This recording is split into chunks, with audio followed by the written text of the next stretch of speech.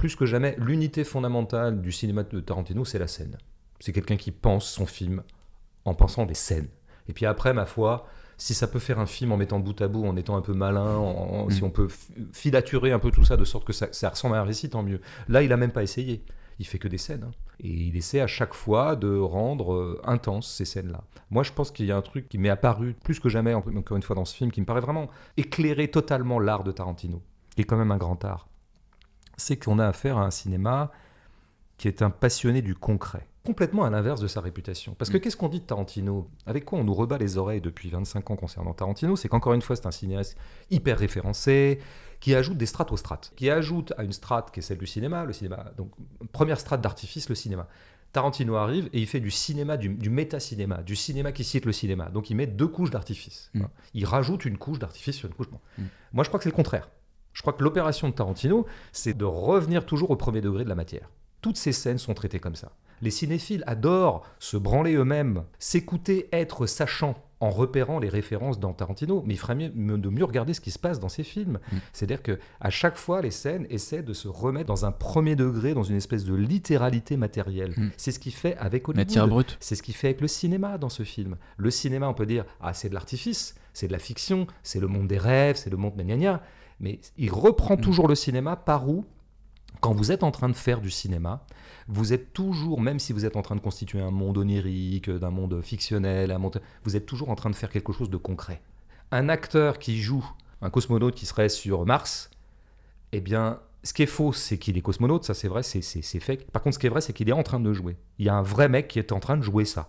Et ben voilà l'entrée que prend Tarantino dès qu'il nous filme des scènes de cinéma, de tournage, de reprise, etc.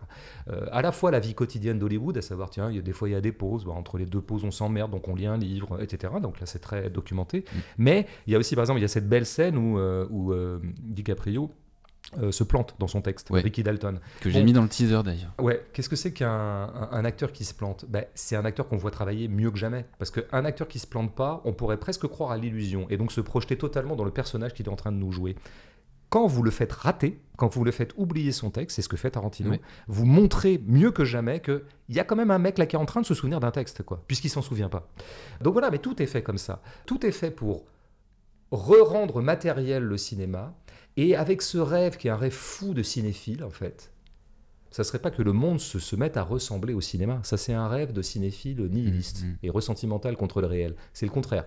Ça voudrait dire que le cinéma devienne tellement réel qu'il pourrait totalement se fondre dans le vrai réel et avoir une incidence réelle sur les choses. C'est exactement ce qui se passe à la fin, quand ces 2 acteurs, le cascadeur et l'acteur, qui fabriquent du faux en permanence, se retrouvent dans une vraie situation, où ils ont à être forts vraiment pour arrêter vraiment des vrais gens. Alors, il se trouve que c'est des vrais gens qui sont des gens fictionnels. Bon, mais sauf qu'il y a un effet comme ça de dédoublement qui fait que là, pour une fois, le lance-flamme dont on avait vu Ricky se servir plus tôt sur contre les nazis sur un tournage contre les nazis. C'était pipeau, c'était des faux nazis. Et bon, alors le lance-flamme quand même, toujours attention à la matière, il avait dit c'est quand même chaud. Et l'autre mec à côté lui dit ouais, c'est quand même du feu.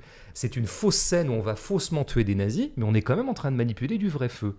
Toujours nous rappeler la composante matérielle du cinéma, le fait que quand même il y a de la matière. Bon, et donc à la fin, le lance-flamme va avoir un vrai usage, il va avoir une vraie efficace dans la vraie vie, parce qu'il va prendre une telle consistance matérielle qu'il pourra avoir une efficace dans le monde réellement physique. C'est ça la grande rêverie de... Je finirai juste là-dessus parce que j'entendais un critique, Jean-François Roger, que j'aime beaucoup par ailleurs, mais qui parlait du film là, dans un entretien récent, et qui parlait de la scène où Brad Pitt... sort des boîtes de pâté pour chien et prépare au début du film pour son chien qui s'appelle je sais plus comment, Brandy je crois, un truc comme ça.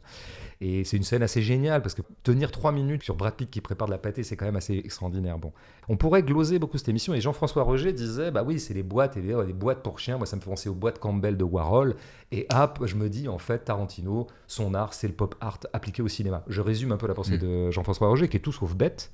Simplement elle se situe un peu trop pour moi dans l'interprétation. Et ce qu'il oublie dans la littéralité de cette scène, Tarantino ne se contente pas de filmer les boîtes en disant regardez, c'est des boîtes pour chiens, ça pourrait faire penser aux boîtes de Warhol, qui sont à peu près contemporaines puisqu'on est en 69. Mais sauf qu'en fait après, Cliff il les ouvre les boîtes et dedans il y a quoi ? Il y a de la pâté pour chiens, de la matière qui est une matière et on le voit là triturer. La triturer vraiment. Hein. Et puis à un moment, cette pâté... Puis elle coule lentement d'ailleurs de la boîte. Elle coule très lentement, parce que plus elle coule lentement, plus on le verra. C'est-à-dire que, tu vois, on était parti de la dilatation et de la lenteur. Un des bénéfices que peut avoir la dilatation au cinéma, c'est justement de rendre plus consistante et plus tangible la matérialité même de la scène, évidemment. Parce que sinon... Même avec le son du jus de la pâtée. Mais bien sûr, tout ça, c'est très concret en fait, cette scène. Et donc, moi, je finis encore là-dessus parce que j'aime tellement cet aspect-là du film, pour moi, qui est le cœur de l'art de Tarantino. Une de mes scènes préférées, c'est quand tous les deux regardent un épisode où joue Ricky. Il joue dans la série qui s'appelle FBI, je crois, où ils sont en train, pareil, d'emmerder des nazis, enfin peu importe.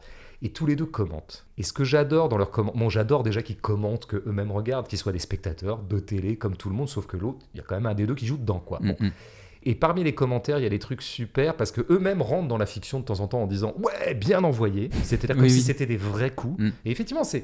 Peut-être que notre adhésion au cinéma et aux arts audiovisuels fictionnels repose toujours un peu sur la croyance qu'en fait, c'est pour de vrai.